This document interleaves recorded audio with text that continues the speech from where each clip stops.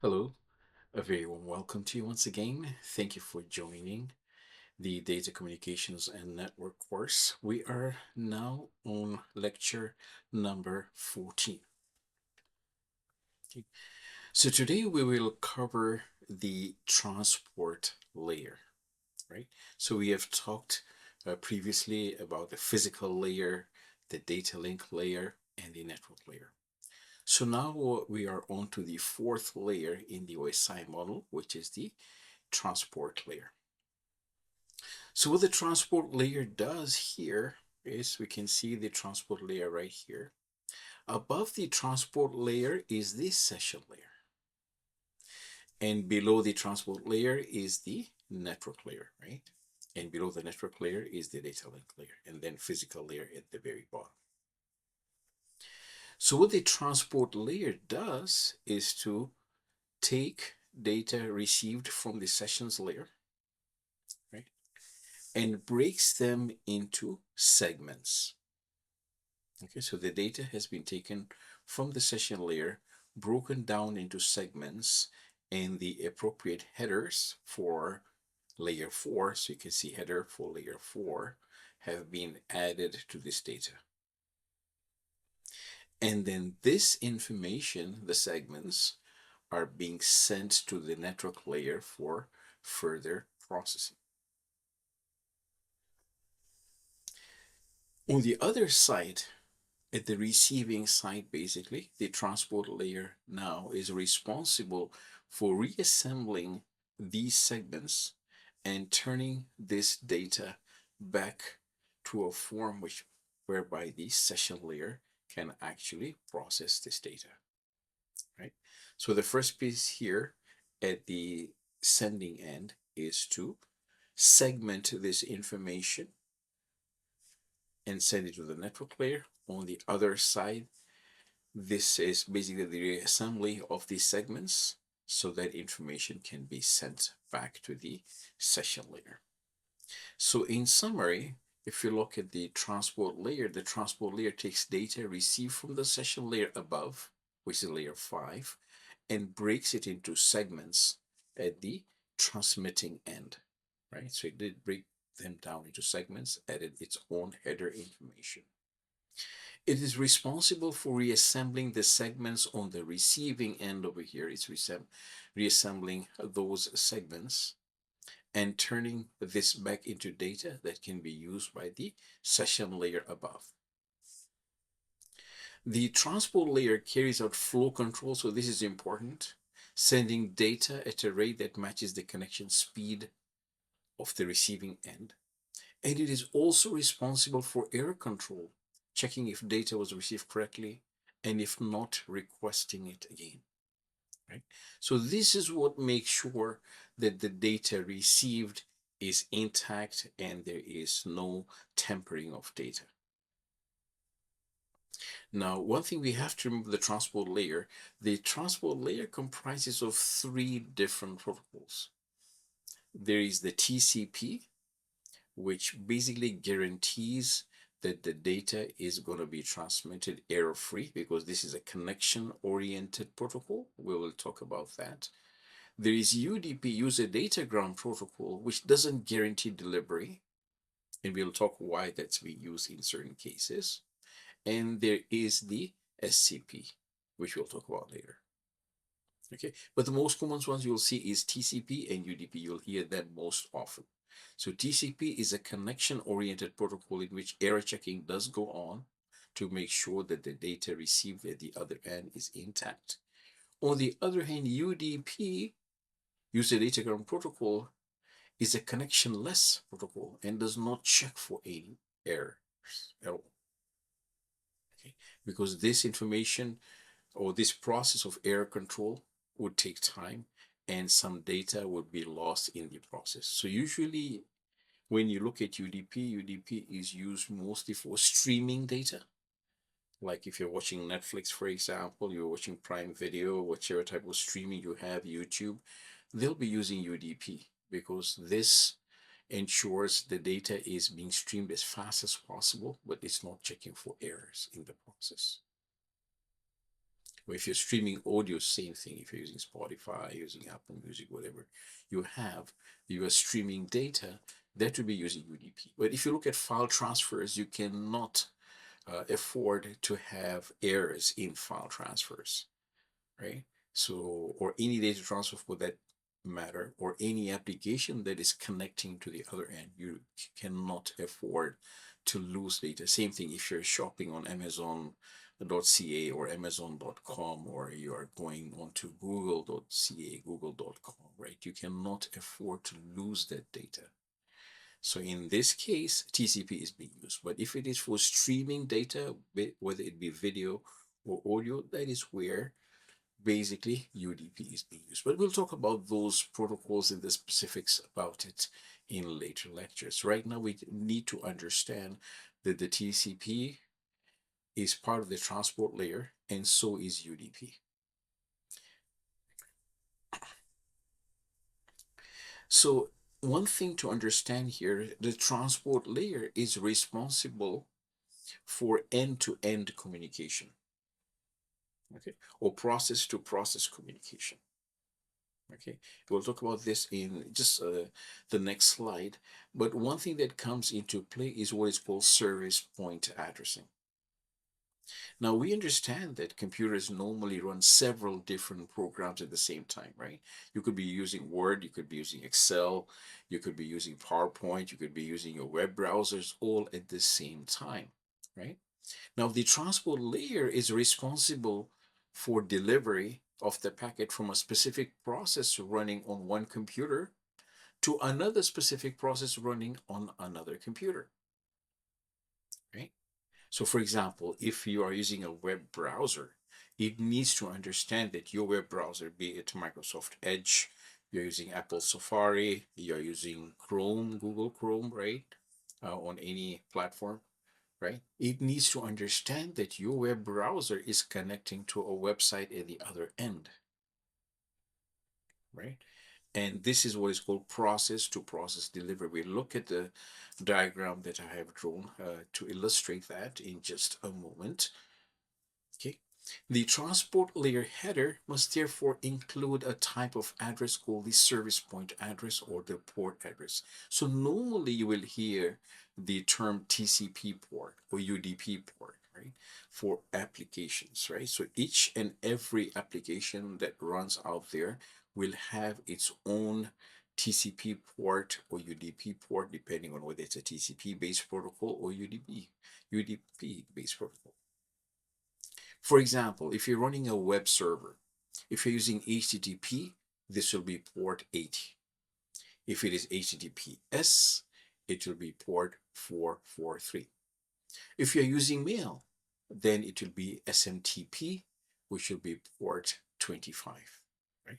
So each and every application has its own port number that the application will connect to. So while the network layer gets each packet to the correct computer, we have to understand that the transport layer goes even further because the transport layer gets the entire message to the correct process on the other computer or at the receiving end to make sure that whatever data is being sent is being received at the other end by the correct process. If we have to depict this, this is a classic example, right? So you have your laptop, for example, connecting to the internet to a web server, right? Be it Amazon.ca, Google.ca, Google.com, Amazon.com, whichever website you connect to at the other end.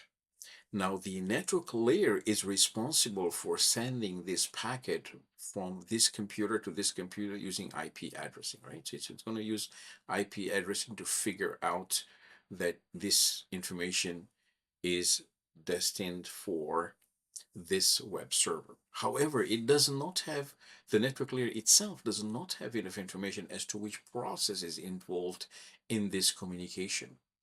It's the transport layer that is responsible for port or process-to-process delivery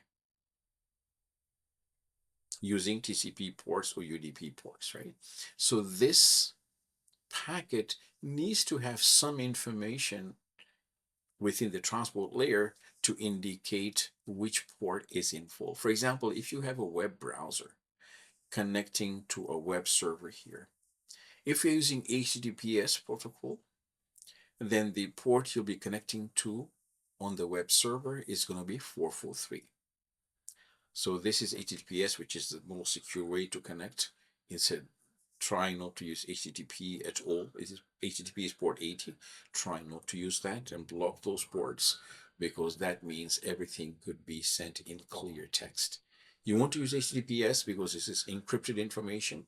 We will talk about different forms of encryption within HTTPS, but for the moment, we just need to understand that HTTPS is way more secure because it is encrypted information. Even within the encrypted information, there is different security levels, which we'll talk about later. So right now, what we need to understand, or actually it's going to be part of the security course, right now what we do need to understand is a port associated with HTTPS, which is 443. The web browser on its end will also have a port associated with its process. Now, the web browser, when it opens up, it will use what is called an ephemeral port. It can use any random port, which is usually going to be up 65,000 and above. It's going to be a very large port number, 65,000 and above. That is called an ephemeral port. So it will use a very high port number on its side to connect to this web server on port 443. And the idea behind using a port on this side here is the whole process is now complete, because you could open up 3-4 different tabs on the same web browser or use multiple web browsers, right? So each one will have its own port number that it will use to connect to different websites. So you could have connection to multiple websites, right? So it will know exactly which tab is connecting to which browser or which web server at the other end. So that is the responsibility of the transport layer, that it has port information. Okay, so the transport layer is also responsible for segmentation and reassembly of those segments, right? So the message is divided into transmittable segments, with each segment containing a sequence number. These numbers, these sequence numbers that is to say, enable the transport layer to reassemble the message correctly upon arriving at the destination, and to identify and replace packets that were lost in transmission. The transport layer is also responsible for connection control, especially if it's TCP. It's a connection-oriented protocol, the TCP. UDP is not, right? The transport layer can either be connectionless or connection-oriented. So I mentioned to you before, UDP is connectionless and TCP is connection-oriented protocol. The connectionless transport layer protocol, such as UDP, which is User Datagram Protocol, treats each segment as an independent packet and delivers it to the transport layer at the destination machine. So UDP is connectionless in nature. On the other hand, TCP, which is Transmission Control Protocol, is a connection-oriented transport layer protocol. Makes a connection with the transport layer at the destination machine first before delivering the packets.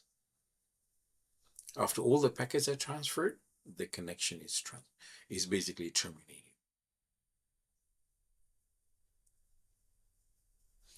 The transport layer is also responsible for flow control.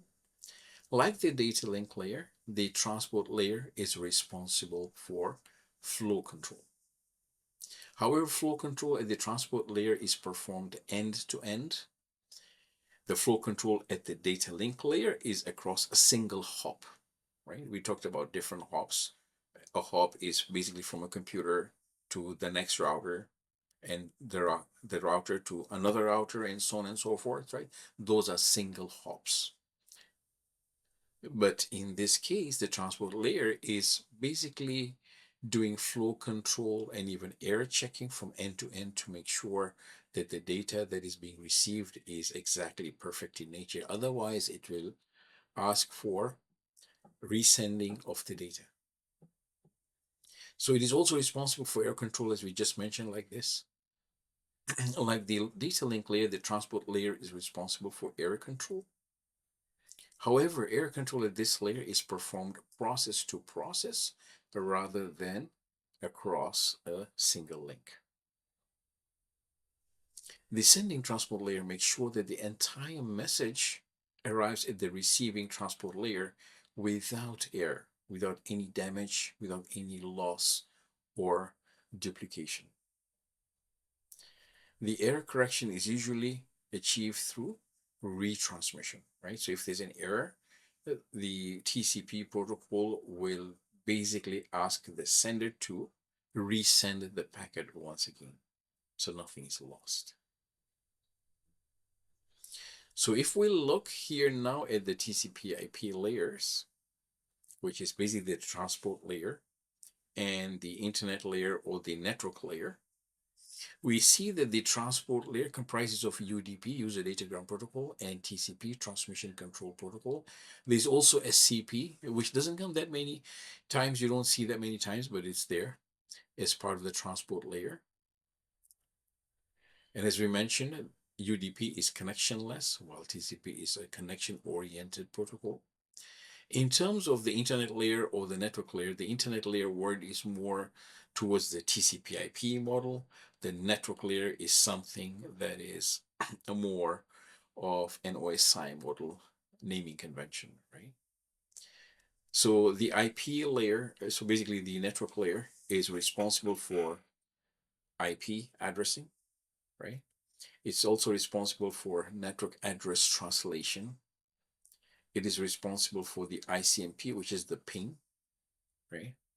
And it is responsible for all the different routing protocols. There's RIP. We looked at RIP previously. We showed basically in terms of the Cisco packet tracer how you can configure RIP. And then there's other routing protocols as well that can be used. OSPF is very popular. EIGRP is a Cisco specific protocol, and there's the border gateway protocol, the BGP as well.